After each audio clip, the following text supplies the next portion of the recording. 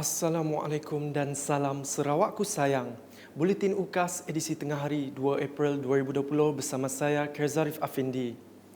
Memulakan buletin UKAS dengan bantuan Prihatin Nasional. Lembaga Hasil Dalam Negeri Malaysia LHDNM memaklumkan golongan B40 yang telah menerima bantuan sara hidup BSH dan golongan M40 yang telah mempunyai data cukai pendapatan dengan LHDNM tidak perlu membuat pendaftaran bagi permohonan bantuan Prihatin Nasional BPN. LHDNM dalam satu kenyataan media pada 1 April memberitahu penerima BSH layak menerima BPN secara automatik manakala golongan M40 yang mempunyai data cukai pendapatan dengan LHDNM pula akan dinilai berdasarkan jumlah pendapatan dan kriteria lain yang telah ditetapkan oleh kerajaan. Semakan status penerimaan BPN boleh dilakukan secara dalam talian mulai 1 April 2020 dengan melayari portal rasmi LHDNM seperti tertera.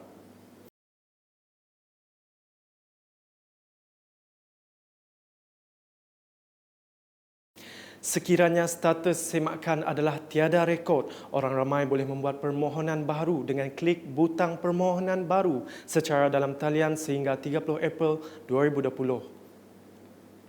Beralih ke perkembangan semasa COVID-19 di Sarawak. Pada Rabu, Sarawak mencatat 32 kes baru positif COVID-19 dan menjadikan jumlah keseluruhan kes positif sebanyak 188 kes setakat ini.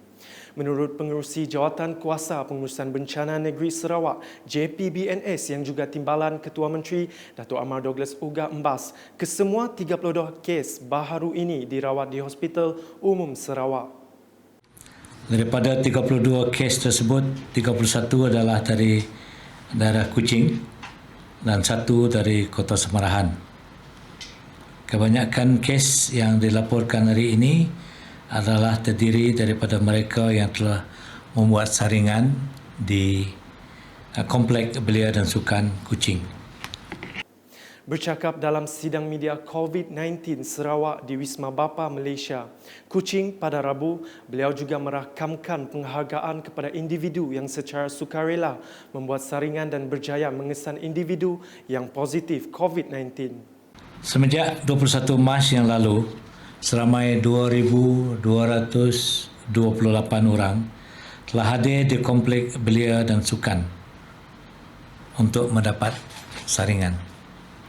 1,160 sampel telah diambil. Daripada jumlah tersebut, sehingga kini sebanyak 49 kes adalah positif, 771 adalah negatif, manakala 340 menunggu keputusan mahkamah. Dalam pada itu, katanya sebanyak 66 kes baharu orang yang disyaki PUI COVID-19 dilaporkan menjadikan jumlah keseluruhan sebanyak 1,288 kes. Daripada jumlah itu, 1,045 kes adalah negatif dan 55 kes PUI masih menunggu keputusan mahkamah. Statistik terperinci mengenai kes PUI baru mengikut daerah. 1. Kuching 55, Bauk 1, Kota Semarahan 2, Seriaman 1, Bintulu 1, Miri 6. Dalam sidang media sama, beliau memberitahu sebanyak 95% rakyat Sarawak telah mematuhi arahan Perintah Kawalan Pergerakan PKP sepanjang tempoh bermula 18 hingga 31 Mac lepas. Jelas beliau, pihak polis telah menangkap 36 orang di seluruh negeri kerana melanggar PKP dan 67 orang lagi telah dituduh di mahkamah pada 31 Mac lepas. Berikut adalah tangkapan mengikut daerah.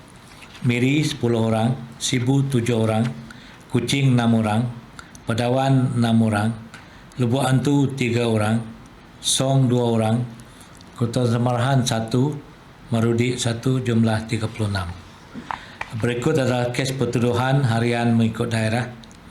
Kuching 30, Miri 11 orang, Bintulu 6, Sibu 5, Padawan 5, Bauk 5, Limbang 3, Lawas 1, Lubuk Hantu 1. Sementara itu, beliau juga menjelaskan Perdana Menteri Tan Sri Muhyiddin Yassin semasa mempengerusikan mesyuarat Majlis Keselamatan Negara MKN di Kuala Lumpur telah mengklasifikasikan Sarawak kepada 3 zon dan zon itu dibahagikan mengikut jumlah positif kes COVID-19. Misalnya, waktu the activities are from 7 a.m. to 7 p.m. We don't intend to change so that it doesn't confuse the masyarakat. It has been going well, so we hope that that will continue. Justeru, beliau meminta masyarakat di kawasan yang dikategori sebagai zon hijau supaya dapat mengekalkan status tersebut. Laporan seterusnya. Setiap kawasan Dewan Undangan Negeri DUN akan diperuntukkan RM200,000 untuk menyediakan bekalan makanan kepada golongan sasar yang telah dikenal pasti dalam kawasan mereka.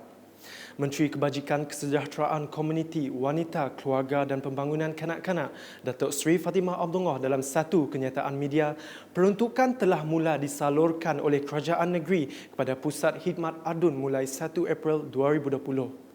Beliau yang juga Timbalan Pengerusi Jawatan Kuasa Kecil Rantaian Bekalan Makanan berkata, bagi kawasan pedalaman yang tidak boleh atau sukar dihubungi melalui jalan darat pula, pihak Tentera Udara Diraja Malaysia TUDM telah bersetuju untuk membantu dalam penghantaran makanan menggunakan helikopter dan dijangka perkhidmatan akan bermula pada 3 atau 4 April 2020. Seterusnya di Belaga, pegawai perhubungan akan dilantik bagi memudah dan mempercepatkan agihan bantuan food basket di kawasan Belaga. Menteri Muda Utiliti Sarawak merangkap ADUN Belaga, Datuk Liwan Lagang berkata antara yang perlu dilakukan termasuk berhubung dengan pihak rumah panjang berkaitan pendekatan terbaik untuk mengagihkan bantuan tersebut. Semasa mempengerusikan mesyuarat Jawatan Kuasa Bencana Daerah Belaga pada Rabu, beliau menjelaskan pegawai yang dilantik juga akan memantau pengagihan bantuan untuk mengelakkan isu lain timbul. Manakala di Sebuyau, sebanyak 33 ketua rumah di Kampung Menek, Sebangan menerima sumbangan bekalan makanan daripada ADUN Sebuyau yang juga Menteri Muda Pembangunan, Pelabuhan dan Infrastruktur Sarawak, Datuk Julaihi Narawi pada Rabu. Sumbangan kepada golongan yang terjejas susulan PKP bagi memutuskan rantaian wabak COVID-19 itu telah diserahkan oleh Ketua Kampung Menek Sebangan, Semawi Bujang yang mewakili Datuk Julaihi. Semasa mengagihkan bantuan itu, beliau turut mengingatkan agar penduduk kampung sentiasa menjaga keselamatan dan mematuhi arahan sepanjang PKP dan sentiasa berada di rumah. Begitu juga di Kapit. Ketua Kampung dan Jawatan Kuasa Kemajuan dan Keselamatan Kampung di kawasan Merit, Kapit perlu memainkan peranan memastikan PKP dipatuhi penduduk kampung. Menurut Timbalan Residen bahagian Kapit, galong luang langkah itu penting untuk memutus penularan wabak virus COVID-19. Beliau berkata demikian semasa mengagihkan bantuan makanan kepada 3,184 penerima dari 438 pintu sumbangan Ahli Parlimen Hulu Rejang, Datuk Wilson Ugak Kumbong dan ADUN Belaga, Datuk Liwan Lagang. Sebelum mengakhiri buletin UKAS, orang ramai diminta berwaspada dengan penularan wabak COVID-19 dan langkah-langkah pencegahan adalah seperti berikut.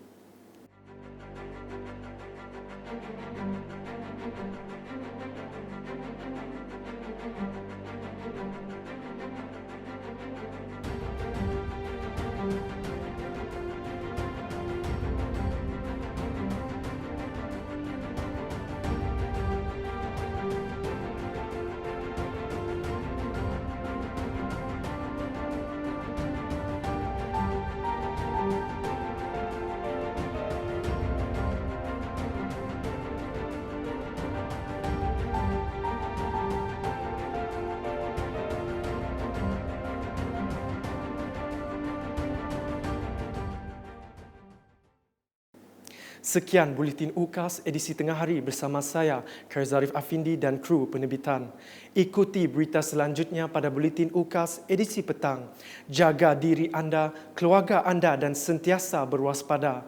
Dapatkan berita terkini Sarawak setiap hari dengan melayari ukas.sarawak.gov.my di Facebook, Instagram dan Twitter serta subscribe dan like saluran YouTube Buletin UKAS. Salam UKAS.